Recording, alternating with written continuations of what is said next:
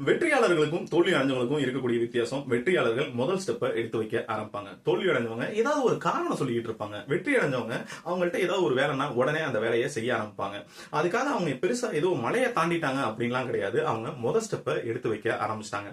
அப்படி அவங்க முதல் ஸ்டெப் எடுத்து வச்சாங்கன்னா என்ன ஆகும்னா, செகண்ட் ஸ்டெப் தெரிய ஆரம்பிக்கும், தேர்ட் ஸ்டெப் தெரிய ஆரம்பிக்கும். அது எப்படின்னா, இருட்டுல நீங்க ஒரு தீக்குச்சி கொளுத்திட்டு போனீங்கன்னா வெளிச்சம் இருக்குல்ல, அது மாதிரி தான்.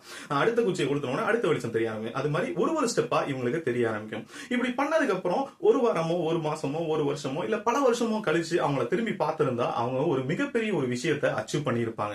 பாக்குறவங்க எல்லாமே கண்டிப்பா சொல்லுவாங்க, இவன் லக்குனாலதான் ஜெயிச்சான் அப்படின்னு சொல்லுவாங்க. உண்மையிலேயே அது லக்குனால கிடையாது. அவங்களுக்கு தெரியும் அவங்க எவ்வளவு உழைச்சுக்கிட்டே இருந்தாங்க, அதனால இந்த வெற்றியை அடைஞ்சாங்க அப்படிங்கிறது.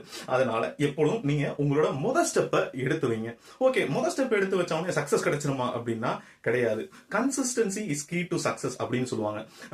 தொடர்ச்சியா ஒரு விஷயத்தை என்ன பண்ணணும்னா செய்யணும். உதாரணத்துக்கு நீங்க ஒரு எக்ஸாமுக்கு படிக்கிறீங்க அப்படின்னா, உங்களுக்கு 1 மணி நேரம் படிக்கிறதுக்கு டைம் கிடைக்குன்னா டெய்லி 1 மணி நேரம் என்ன பண்ணுங்க, படிங்க. அந்த விஷயத்த அந்த வாரத்துல என்ன பண்ணுங்கன்னா ரிவைஸ் பண்ணி பாருங்க. இப்படி பண்றதுனால என்ன ஆகும்னா, ரிவைஸே பண்ணாம இல்ல இர்ரெகுலரா படிக்கிறவங்களுக்கும் உங்களுக்கும் இருக்கக்கூடிய வித்தியாசம், அவங்கள விட நீங்க என்ன பண்ணுவீங்கன்னா ஒரு 2-3 படி மேல இருப்பீங்க. சோ அதுதான் consistency is key to success அப்படின்னு சொல்லுவாங்க. மூணாவது விஷயம், ஃபோக்கஸ் ஆன் யுவர் கோல். உதாரணத்துக்கு இப்ப நீங்க கராட்டே கிட் படம் பார்த்திருந்தீங்கன்னா உங்களுக்கு தெரிஞ்சிருக்கும். அதுல ஒரு ஒரு சின்ன குழந்தைக்கு என்ன பண்ணுவாருன்னா, ஜாக்கி சான் வந்து கராத்தே சொல்லி கொடுப்பாரு. அதுல ஜாக்கி சான் என்ன சொல்லிட்டு இருப்பாருன்னா, அந்த பையன்ட்ட ஃபோக்கஸ் ஃபோக்கஸ் ஃபோக்கஸ்னு என்ன பண்ணிட்டே இருப்பாங்கன்னா சொல்லிக்கிட்டே இருப்பாரு. அந்த பையனுக்கு கடுப்பாகும், என்னடா நம்ம குரு எப்ப பார்த்தாலும் ஃபோக்கஸ் ஃபோக்கஸ் சொல்லிட்டே இருக்காரு அப்படின்னு அவன் வந்து என்ன அவனா கடுப்பாகும். கடைசியில அவனுக்கு தெரியும் நம்மளோட குரு எதுக்காக இப்படி ஃபோக்கஸ் சொல்லிக்கிட்டு இருந்தாரு அப்படிங்கிறது.